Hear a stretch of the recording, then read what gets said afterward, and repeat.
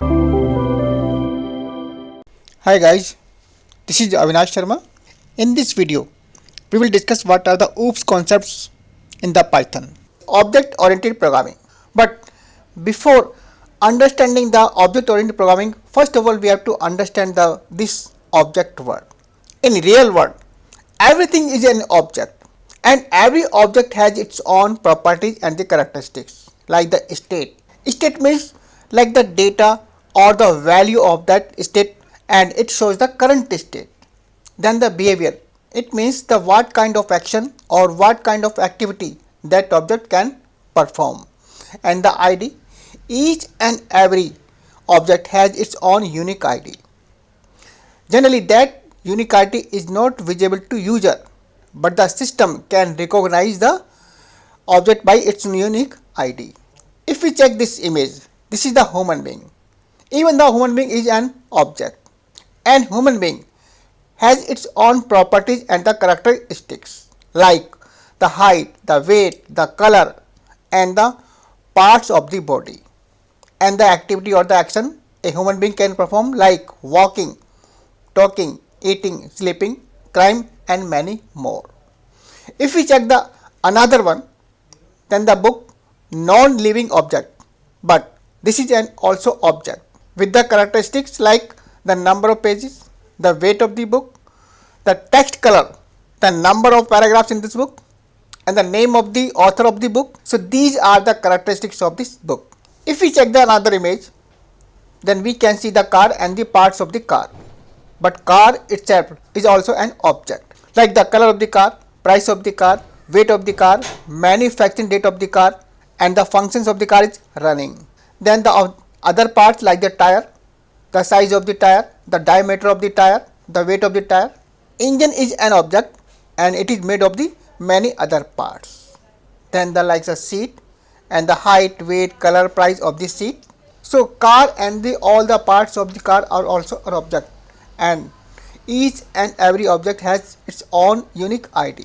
And when the to accomplish a task, the multiple objects communicate to each other with their ID and they perform their own functions. Then it is called the object oriented programming. Why the object oriented programming is significant for a developer? Because using the OOPS concept, a developer can create the class and objects and can hide the data. Hiding the data means like when the data are declared within the class and that data cannot be accessed outside of the body of the class. Also, the developer can create the multiple class and then combine the class, that is called the inheritance. Secondly, the developers can create the multiple methods in a class but with the same name, that is the polymorphism. In the Python, major core OOPS concepts are class, object, encapsulation, polymorphism, inheritance, and abstraction. So we will discuss one by one. And now we check. So first of all we check the class in Python. What is class? Class is a collection of the object. As you can see in the diagram, we have a class that is the car. In the car class we have the other objects like the seat, tire, and engine. So when we create the multiple instance of this class, then we can define the different state of this car class. Say in instance 1 we define the color of the car, that is the red, and in second instance we can define the color of the car, say blue. And also from this class car we can create a new class. Next one we check the encapsulation. Encapsulation means wrapping the data within the body of the class. We wrap the data, we wrap the member variables, and we wrap the member function within a class. And also we can say we are protecting the data, we are hiding the data. It means the data defined in a one class cannot be accessed by the another class. As you can see in this image, there is a capsule. So in the capsule there is a medicine, but medicine is hidden. When somebody consumes the capsule, he doesn't know what kind of medicine is inside the capsule. So that is called the encapsulation. Now we check the encapsulation with this example. So in this example we have a class that is the my class, and now we are creating a new class, and then we have the constructor that is the init function, and in this constructor we are passing the self. Self means the instance of this class, the current class. Then in the constructor we are setting it initial value to this max price value, and double underscores, it's a naming convention. It means we are assuming this is the private variable for this self, means this class. Then we have second methods self, and then we are printing or returning the value of the max price. In the third methods, that is called the setter methods or getter methods. In setter methods we set the value of the private variables, or in getter methods then we can get the value of the private variables.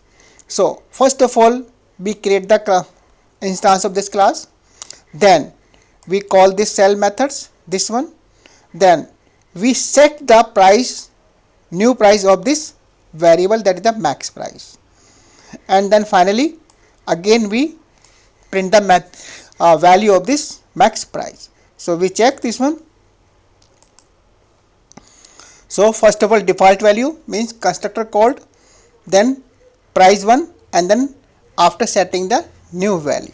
So encapsulation means like we write the data, we hide the data, we protect the data from the another class. So when we compile this program and we give it this class to the another developer or user, but cannot see the methods in the class. So this is called the encapsulation. Inheritance means when we acquire the the members variable or member functions of a class which is already exist, then that is called the inheritance. It means suppose we have the class A and now we are creating the class B, and we want to acquire all the members of the class A in class our B, then that is called the inheritance. So if we check this chart, then we have three classes A, B and C. First of all we have the class A and then class B. So in the class B we are inheriting the class A, and in this scenario the A class is the superclass or base class for the B class, or also we can say the parent class for the B, and B class is the subclass or derived class or child class for the class A. Then we are creating also one more class, that is the C, and we are inheriting the B into C. In that case the B is the superclass or base class for the C, and C is the subclass or derived class for the class B. It means the B class is having all the members variable and member methods of A, and the C is having the all the members variable and members methods of A and B. So this is called the inheritance. Now we check the inheritance with this example. In this example we have the two class, one class is the parent class and another is the child class. In the parent class we have a variable, that is the parent attribute, and then constructor of this one parent class, then the methods, parent methods, and another method that is called the setter methods or getter methods. Setter method means like setting the value of the variable, or getter means like getting the value or accessing the value of the variable. Then we have the child class. In child class we are inheriting the parent class. Parent is the superclass or it's a subclass. In the child class we have the constructor, and then we have the method child methods. We create the instance of the child class. So when we create the instance of the child class, it means we can also access all the members variable or methods of the parent class, because inheritance is already there. Then we call the child methods, and finally we call the parent methods of parent class, but through the instance of the child class. Then we set the value, also it's a parent class, and then we get the value. Now we check this one. So calling first of all child constructor, then calling methods of this one child class, and finally calling parent methods, and then setting value and getting value. Suppose if I remove this one, now there are two separate class, there is no inheritance. What happens now if I run this one? Parent methods child object has no attributes parent methods. This one. Because the child class has no inheritance. It means the child class is not inheriting the parent class. So without inheritance, the child class cannot access the members of the parent class. Next concept, polymorphism. Polymorphism means, poly means many, morph means many forms. As you can see in the image, a man can have the many forms, like he could be a teacher, he could be a professor, and in the office he could be an employee. The same thing in the programming. We can define the many methods with the same name, and all methods would have the different functionality. So this is called the polymorphism. Now we check the example of the methods overloading in Python. So in this example you can see we have the two methods, that is the add, and in first methods we have the 3 parameters and the same methods with the same name methods, and then we have the 4 parameters including the self. So we are assuming if we pass the 3 parameters, then this will call this function, and if we pass the 2 parameters, then this will call this function.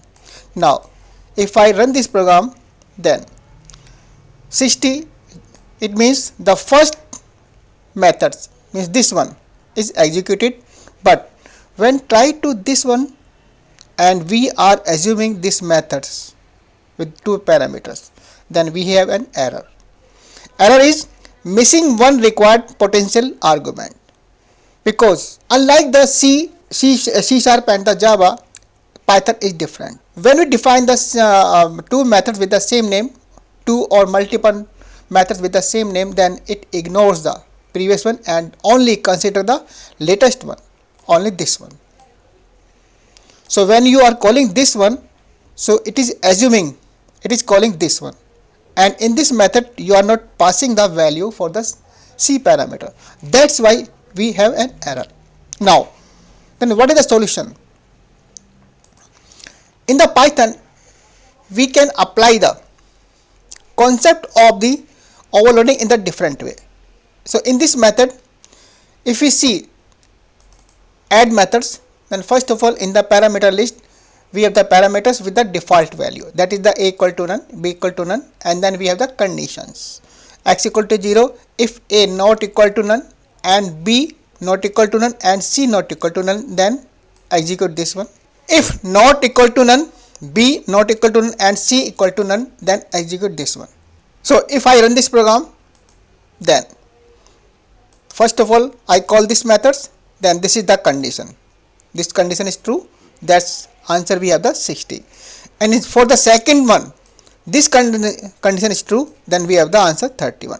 So this way we can apply the concept of the polymorphism, means methods overloading. And the next one is the abstraction. The abstraction and the encapsulation, it is very similar feature of the OOPS concept. The purpose of the both is to protect the data, hide the data from the outside of the world. But there is a basic difference between the encapsulation and the abstraction. If there is an abstract class, then we cannot create the instance of abstract class. Secondly, if we define the abstract methods in the abstract class, then when we inherit the abstract class in another class, derived class, then that kind of inheritance makes it compulsory to provide the body of that methods, abstract methods. Now we check the practical of the abstract methods and the abstract class. So first of all we have to import the ABC from the ABC lowercase base class and then abstract methods, and then we create a class car. In car we inherit the ABC class, that is abstract class. So it shows that this is the abstract class, then this is the constructor of this class, and then we have a abstract methods. In this methods we do not have the body, we have only the signature. Then we have a parameter, we have the keyword, that is the pass. Pass means this method does not contain the body, but the body has to be implemented in the derived class. Then we have the concurrent methods, and second one, then we create the class SUV. In SUV we inherit this car class, and the car class is having the abstract method, that is the print details. In this class, then we provide the implementation of this abstract methods, print details, and then concrete method for the this class. Now we create the instance of this class SUV and pass parameters, then we call print details methods, that is the abstract methods. So if I run this program, then these are the details from print details methods, then these are the two concrete methods. Now suppose if I change the name of this method, say 1 2. So as I told you, if there is a abstract method, then it is mandatory for the derived class to provide the implementation of the abstract methods. Right now just we change the name, it means there is no implementation of the abstract methods in the derived class. So it's now concrete methods. So if I check this one, now can't instantiate abstract class SUV with abstract methods print details, because there is no abstract methods in this class. So guys, this was all about the OOPS concept in the Python. Please like the video and subscribe the channel. Thank you.